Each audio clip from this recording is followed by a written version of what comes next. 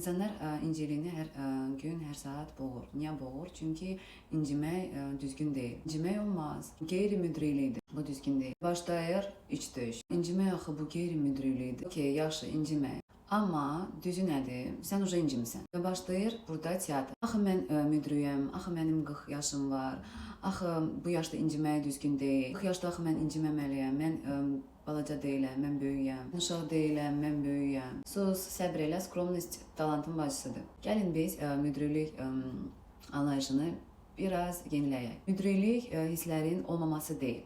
Müdriklik hissləri şüurlu şəkildə yaşamaqdır. İncimək pis bir şey deyil. Bu sadəcə siqnaldır. O birsiz nəyin siqnalıdır? Daxildəki uşaq nəyəsə görə incəyib, canı yanır. Bu qədər.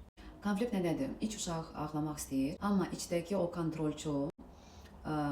kontrolçu hissəmiz, belə deyək, deyir, sus, ağlama, sən müdriksən. Və budur bağlamış dairəm, sansara çarxı. Burada nə müdriklik var, nə də azadlıq. Burada sadəcə boğulmuş iç uşağımız və yorulmuş böyük oyunu var.